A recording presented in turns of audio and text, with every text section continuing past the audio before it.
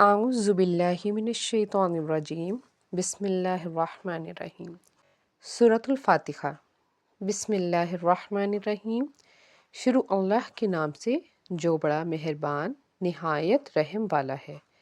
سب تعریفیں اللہ کی ہیں جو تمام مخلوقات کا پالنے والا ہے، بڑا مہربان نہایت رحم والا ہے، جو بدلے کے دن کا مالک ہے۔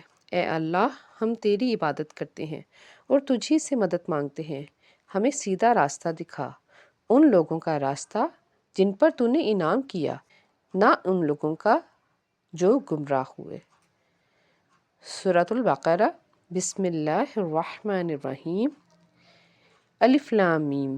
یہ وہ قرآن، وہ کتاب ہے جس میں کوئی شک نہیں، پرہیزگاروں کے لیے ہدایت ہے، جو غیب پر ایمان لاتے ہیں اور نماز قائم کرتے ہیں، اور جو کچھ بھی ہم انہیں دیا کرتے ہیں اس میں سے خرچ کرتے ہیں۔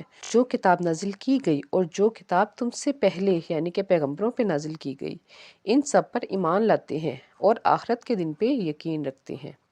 یہی لوگ ہیں اپنے رب کی طرف سے سیدھی راہ پر، اور یہی فلاح پانے والے ہیں۔ بے شک وہ لوگ جنہوں نے کفر کیا، ان کے حق میں برابر ہے آپ صلی اللہ علیہ وآلہ وسلم انہیں عذاب سے ڈرائیں یا نہ ڈرائیں، وہ ایمان نہیں لائیں گے۔ اللہ تعالیٰ نے ان کے دلوں پر اور ان کے کانوں پہ مہر لگا دی ہے اور ان کی آنکھوں پہ پردہ پڑا ہوا ہے، اور ان کے لیے بہت بڑا عذاب ہے۔ اور لوگوں میں سے بعض ایسے بھی ہیں جو کہتے ہیں کہ ہم اللہ تعالیٰ اور آخرت کے دن پر ایمان رکھتے ہیں۔ وہ اپنے خیال میں اللہ اور مومنوں کو دھوکہ دیتے ہیں، حالانکہ حقیقت میں اپنے آپ کو ہی وہ دھوکہ دیتے ہیں، وہ سمجھتے نہیں لیکن، اور ان کے دلوں میں نفاق کا مرض ہے۔ بے شک اللہ تعالیٰ نے ایسے لوگوں کے مرض کو بڑھا دیا ہے اور ان کے لیے دردناک عذاب ہے، ان کے لیے کہ وہ جھوٹ کہتے تھے۔ اور جب ان سے کہا جاتا ہے کہ زمین پر فساد نہ پھیلاؤ، تو کہتے ہیں ہم تو فقط اصلاح کرنے والے ہیں۔ خبردار، یہی فساد کرنے والے ہیں لیکن وہ سمجھتے نہیں۔ اور جب ان سے کہا جاتا ہے کہ اے مومنو تم ایمان لاؤ، تو کہتے ہیں کہ ہم بھی اسی طرح ایمان لائیں گے جس طرح یہ بے وقوف لائے ہیں۔ یاد رکھو، خود ہی وہ بے وقوف ہے لیکن وہ سمجھتے نہیں۔ اور جب یہ لوگ مومنوں سے ملتے ہیں تو کہتے ہیں ہم بھی ایمان لائے ہیں، اور جب وہ اپنے شیطانوں کے ساتھ تنہائی میں ہوتے ہیں تو کہتے ہیں ہم تو تمہارے ساتھ ہیں، ان سے تو ہم محض صرف مذاق کرتے ہیں۔ اللہ تعالیٰ ان کے مذاق کی سزا دیتا ہے اور انہیں ان کی نافرمانی میں اسی طرح چھوڑے دیتا ہے تاکہ وہ حیران رہیں۔ اور یہ وہ لوگ ہیں جنہوں نے ہدایت کے بدلے گمراہی خرید لی ہے، لیکن ان کی اس تجارت نے انہیں نفع نہیں دیا اور نہ انہوں نے ہدایت پائی۔ اور ان کی مثال اس شخص کی طرح ہے جس نے اندھیرے میں آگ جلائی، پھر جب آگ نے ارد گرد کی چیزوں کو روشن کر دیا، اللہ نے ان کی آگ کو بجھا دیا اور اندھیروں میں اسی طرح چھوڑ دیا کہ کچھ نہ دیکھ سکے۔ وہ بہرے ہیں، گونگے ہیں، اندھے ہیں، اور وہ راہ حق پر نہیں لوٹیں گے۔ ان کی مثال ان لوگوں کی سی ہے جس پر آسمان کی جانب سے ایک سخت بارش ہو رہی ہے اور جس میں تاریکی اور گرج اور چمک ہے، اور یہ لوگ بجلی کی کڑک پر کانوں میں انگلیاں ٹھوس لیتے ہیں موت کے خوف سے۔ اور یاد رکھو اللہ تعالیٰ کافروں کو ہر طرف سے گھیرے ہوئے ہے۔ قریب ہے کہ آسمانی بجلی ان کی بنائی اچک لے گی، چنانچہ جب کبھی ان کے لیے روشنی ہو جاتی ہے تو وہ چلنے لگتے ہیں، اور جب اندھیرا چھا جاتا ہے تو وہ رک جاتے ہیں۔ اور اگر اللہ چاہتا تو ان کی سننے کی اور دیکھنے کی قوت کو ختم کر دیتا۔ بے شک اللہ تعالیٰ ہر چیز پر قادر ہے۔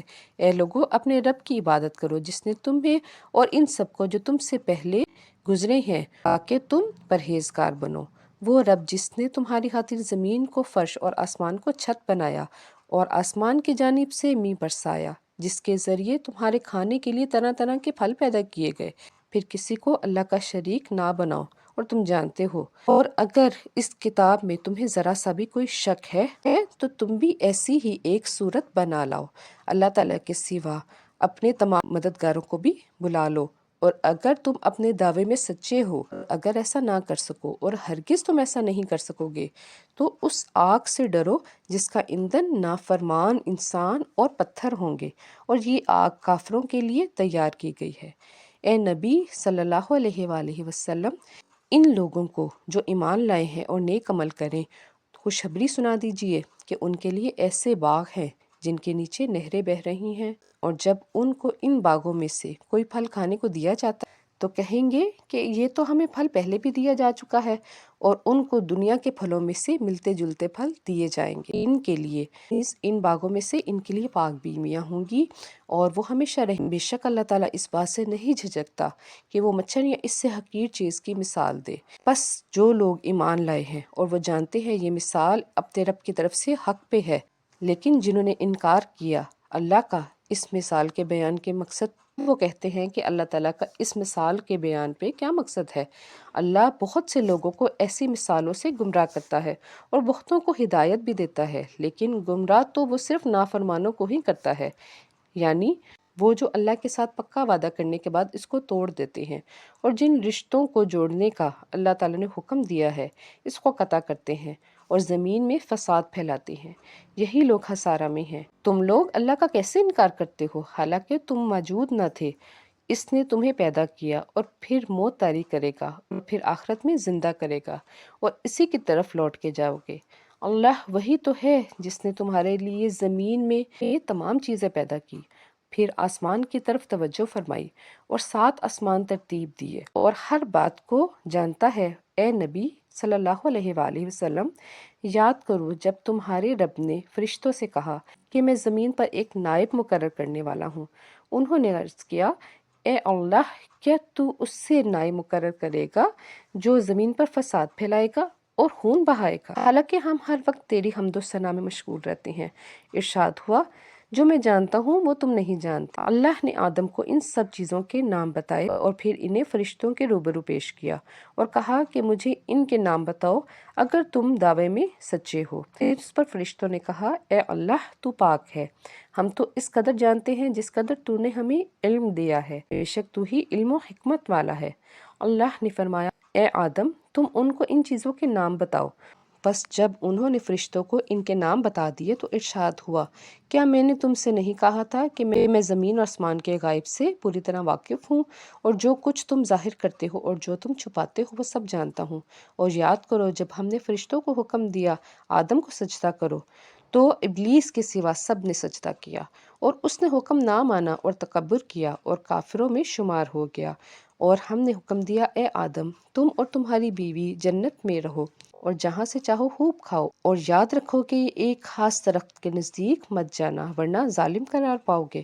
پھر شیطان نے انہیں ڈگمگایا اور اس مقام سے ان کو نکلوا دیا جہاں وہ تھے، اور ہم نے حکم دیا اتر جاؤ تم ایک دوسرے کے دشمن ہو، اور اب تمہارے لیے زمین پہ ٹھکانا ہے اور تمہیں وہاں ایک مقررہ وقت تک فائدہ حاصل ہونا ہے۔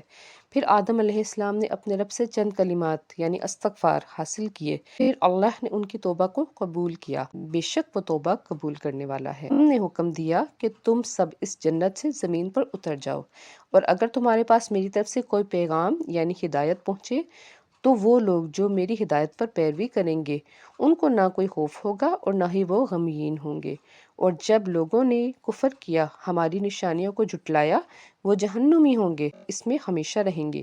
اے بنی اسرائیل، میری ان احسانات کو یاد کرو جو میں نے تم پر کیے، اور اس عہد اور اطاعت یعنی اطاعت کو پورا کرو جو تم نے مجھ سے کیا تھا۔